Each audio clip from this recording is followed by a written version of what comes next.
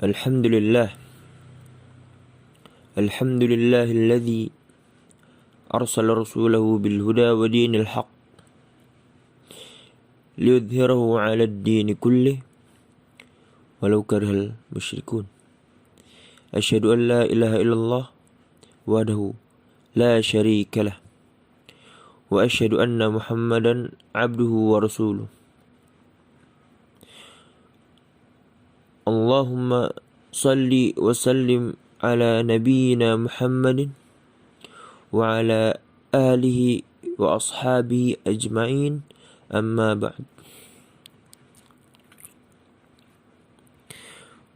Pahami sebelum eksekusi. Mungkin banyak dari kita yang bertanya-tanya tentang maksud dari judul tersebut. Mungkin banyak menerka-nerka apa kandungan dari judul tersebut. Sebagai seorang muslim yang faqih terhadap agama, kita wajib memahami terlebih dahulu sebelum mengeksekusi. Imam Al-Bukhari berkata yang tertulis di dalam kitab Usul Ats-Tsalatsah, al-ilm qabla al-qawl wal amal. Berilmu sebelum berkata dan beramal. Pahamilah sebelum berkata dan mengeksekusi. Dan dalil ini berlaku untuk siapapun.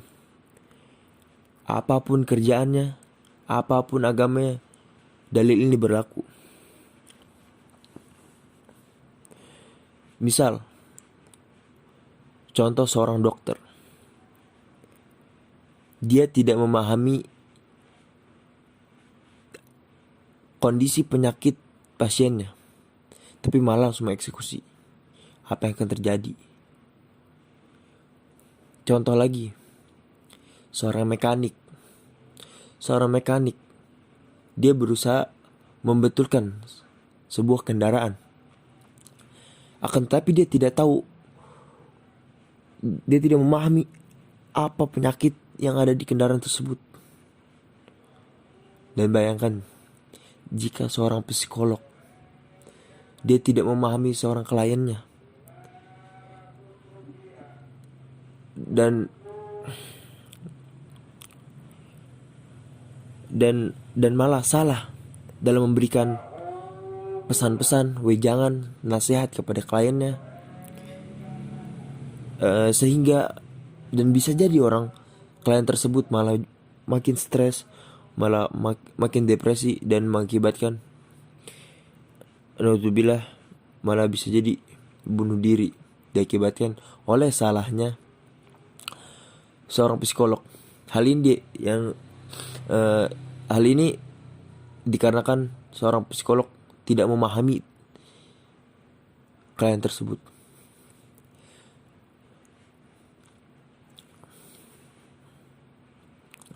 Dalil ini berlaku untuk siapapun, apapun.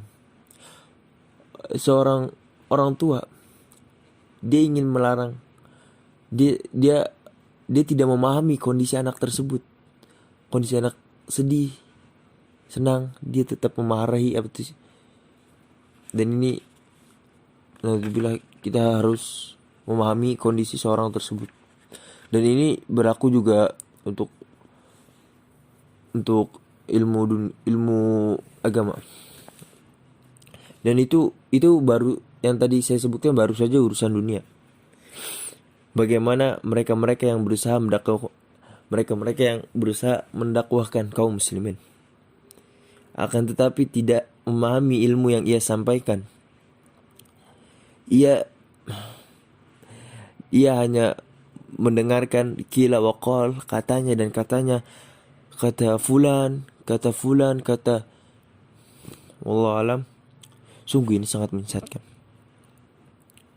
Umar ibn Abdul Aziz, atau yang biasa kita kenal dengan Umar kedua, berkata, man abadallahu bi ghairi ilm kana ma yufsidu akthar mimma yuslih. Barang siapa yang beribadah kepada Allah tanpa ilmu, ia lebih banyak merusak daripada memperbaiki. Dan benar, betapa banyak ustadz-ustadz yang wallahu alam kita tidak paham, dia banyak menyesatkan kaum muslimin dari jalan yang benar. Dan Umar ibn al-Khattab pernah berkata, tafaqquhu qabla an tusawwadu. Belajarlah ilmu sebelum menjadi pemimpin. Maka kita tidak layak mengangkat seorang pemimpin yang tidak memiliki ilmu. Bagaimana kita tahu sultan-sultan Al-Fatih dari kecil bersama syekhnya, dididik, dibesarkan hingga menjadi seorang penakluk yang kita kenal.